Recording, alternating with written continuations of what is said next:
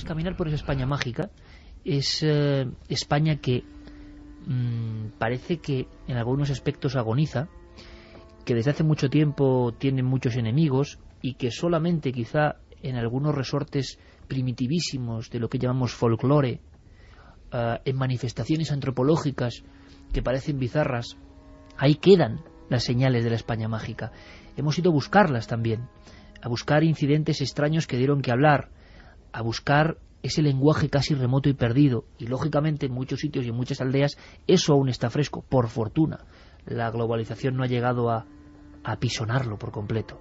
Y fíjate, hablando de lugares ancestrales, nos marchamos, por supuesto, primer punto en este viaje, en voces de corresponsales, al corazón de la zona de la Arlanza, en Burgos, una iglesia del siglo IX, que simplemente decir esto ya es ponerte en una situación, ¿no? Ya es ver piedras milenarias donde miles de personas han implorado, han rezado, han amado, han sufrido, se han unido, han muerto. O sea, la piedra de la vida está ahí. Quintanilla de la Mata, con el río pasando cerca. Jesús Borro es uno de esos cronistas de pura cepa de la tierra burgalesa, y su radiografía, su diapositiva, tiene que ser sobre esta pequeña iglesia que fue comidilla y motivo de un suceso extraño, diferente. Quintanilla de la Mata es una pequeña localidad de la ribera de la Arlanza, en Burgos, que desde tiempo inmemorial es conocido como el pueblo de las brujas. El origen de este apodo es incierto, aunque creemos que el mismo se encuentra en relación directa con los signos lapidarios que se pueden encontrar en el propio pueblo y en toda la comarca para conjurar a las brujas, y por extensión al mal de ojo, o al menos eso pensamos. Son signos como cruces hexapétalas y esvásticas, fundamentalmente. En los años 80 del siglo XX se colocó una tarima de madera sobre el antiguo pavimento de piedra, y quiso la casualidad que en los trabajos se hallaran numerosos huesos humanos en los nichos. Sin embargo, en uno de los nichos apareció el cuerpo incorrupto de una mujer de unos 40 años, envuelta en un sudario blanco, que también estaba intacto. Los recuerdos para mí son difusos, pero viene a mi imaginación esos cabellos largos morenos, unos dientes relucientes y la piel cuarteada, pero resistente a la descomposición química. En Quintanilla, el cura mandó dejarlo todo como estaba, se tapó y se entarimó el pavimento. El cuerpo sigue sepultado allí, lejos de miradas curiosas, esperando que alguien desvele el misterio de su incorruptibilidad.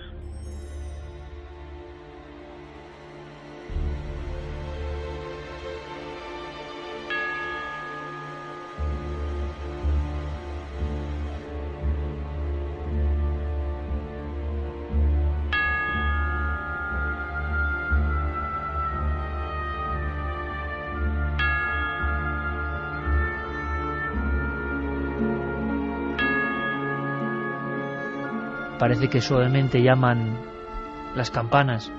¿Cómo olvidar? Ahora vienen un par de historias de campanas, elementos que tienen mucha magia, mucha invocación. Yo me acuerdo siempre del campanario de la localidad cántabra de Isla, erigido ahí entre montañas, cerca del mar. Cuenta la historia y los documentos, que el sacristán Pedro Higuera no faltaba nunca a la cita de las 7 de la mañana de dar prácticamente las primeras campanadas.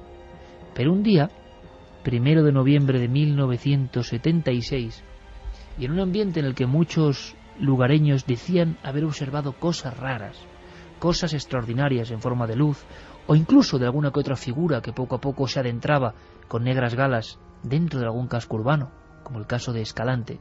En ese ambiente, quién sabe si la sugestión, el miedo, aunque no parecía don Pedro Higuera hombre de muchos temores, acostumbrado a pasar la guerra, a vivir en una región dura, a muchas penurias, y a encargarse de que todo en la iglesia estuviese perfectamente lustroso para la llegada del párroco. Aquel día, antes del alba, y en invierno, se aproximó al campanario, como en los últimos 45 años. Y llegó a contar a los especialistas del grupo CIOBE, que dentro de la oscuridad solo iluminada por una lámpara de aceite que estaba bajo el sagrario, en ese ambiente, observando los ropajes del sacerdote a un lado, el Cristo, en esa soledad habitual, aunque un poco húmeda, él notó que se le erizaba el cabello y se le ponía piel de gallina, pero no tenía miedo ni había nadie en los alrededores, nada que temer. Así lo contó Pedro Higuera, aunque en Isla se acuerdan de que fue la última vez que tocó las campanas. Cogió su linterna y subió lentamente los peldaños de piedra que conducen a lo alto del campanario. Hay que imaginarlo atravesando la negrura, inquieto porque algo le dice que es una noche normal, una madrugada anormal. Cuando llega arriba, solo con la claridad que traspasa el arco ojival, con la claridad que proyecta esa noche, y atisbando con el haz de luz de su linterna, comprueba que hay, y la descripción que la he revisado hace poco es tremenda, un montón de ropas viejas tiradas en mitad del campanario. Un montón de ropas viejas tiradas o alguien agazapado. Se le cayó la linterna a Pedro Higuera justo en ese momento, por el nerviosismo, porque él no había dejado eso allí, y solo él subía a dar las campanas en Isla, Cantabria. Hay que imaginar el momento en que en la oscuridad, no sabemos si recuperando de nuevo el artefacto eléctrico o quizá echando mano de una caja de cerillas, alumbra y ve que ese montón de ropas oscuras, de harapos, ya no está ahí.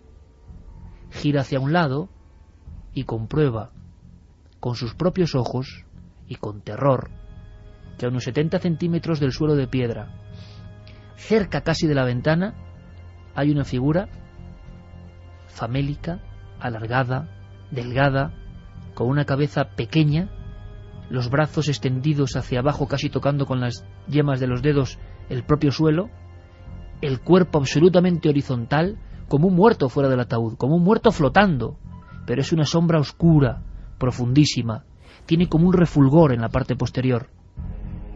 Hay que imaginar a Pedro Higuera con su chaqueta abotonada, hacía frío ya el 1 de noviembre, con su boina calada, con su piel curtida en 1001 historias, observando aquello y saliendo rápidamente, tropezándose en las escaleras, cayendo, reincorporándose, mirando atrás, todo oscuro, ya no está aquel ser, porque no le cabe la menor duda de que era un individuo flotando a 70 centímetros, repito, del pavimento, de la piedra, del campanario de Isla. Don Pedro Higuera, como un muerto vivo, contó la experiencia. Contó la experiencia y fue creído. Poco después se enfermó y al tiempo murió. Hay quien dice que aquella visión cambió su vida de raíz, que las pesadillas continuaron noches y noches. Y una curiosidad, le enterraron a la misma sombra del campanario. Su cruz y su tumba están justo a la vera de ese lugar donde sonaban las campanadas y donde una noche, noche de difuntos, se encontró con lo que parecía una criatura de otra realidad, de otro mundo. Un imposible que ocurrió el 1 de noviembre de 1977 en un bello lugar donde hoy pocos recuerdan la historia, solo los vecinos más talludos, quizá si uno se aproxima con buenas palabras, le cuenten la historia del gran susto, del susto mortal del sacristán.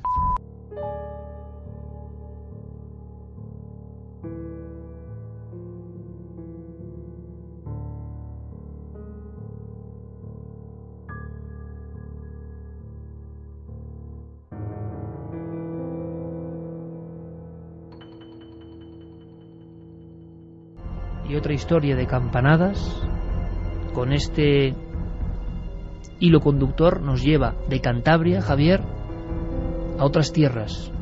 Tierras con campanadas también insólitas, extrañas y de las que mucho se habló durante un tiempo. Viajamos a Soria, a 30 kilómetros al norte de la capital, a un pueblo pequeño de unos cientos de habitantes llamado Sotillo del Rincón.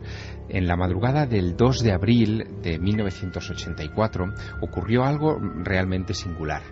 El campanario, el reloj del campanario llevaba meses sin funcionar y los vecinos del pueblo se habían acostumbrado a ver las manijas del reloj detenidas a las 4:20.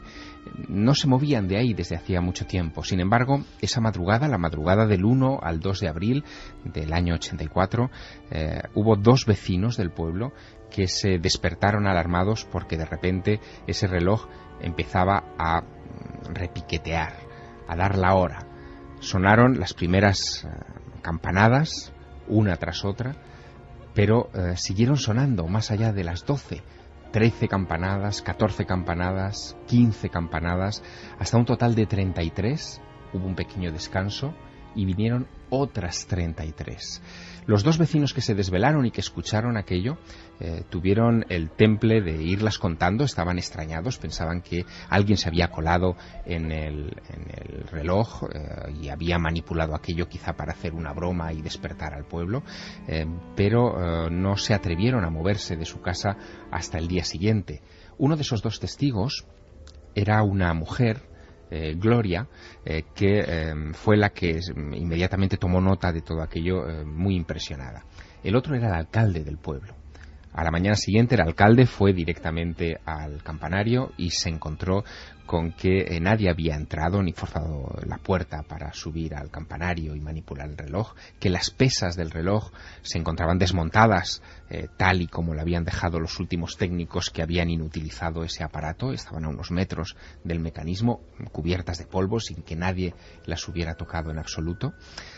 Pero no solo eso, él se quedó pensando que quizá había sido todo una pesadilla, un mal sueño, hasta que se encontró con esta otra vecina, lo comentaron, aunque ellos 2 se quedaron muy sorprendidos de que ningún otro vecino hubiera escuchado nada aquella noche.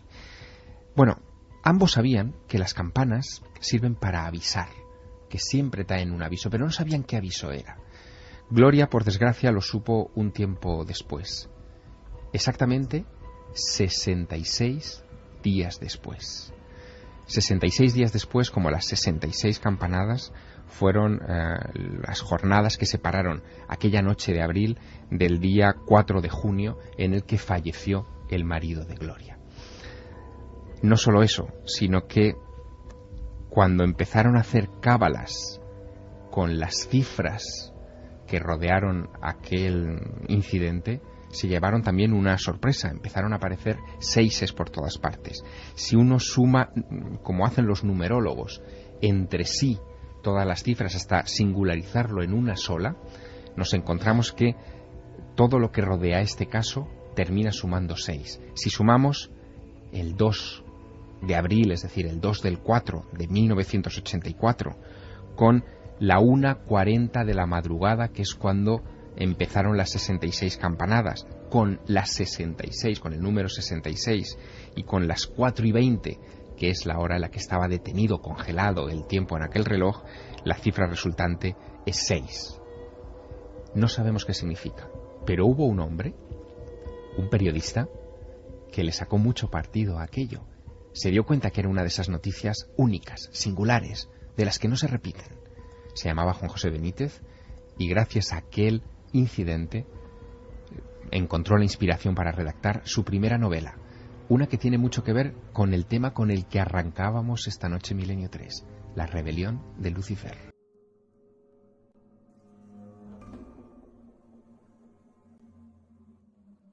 La visión excepcional del periodista para darse cuenta de que hay algo irrepetible. Han pasado casi 30 años y no ha vuelto a haber un suceso como el de Sotillo del Rincón, que sepamos.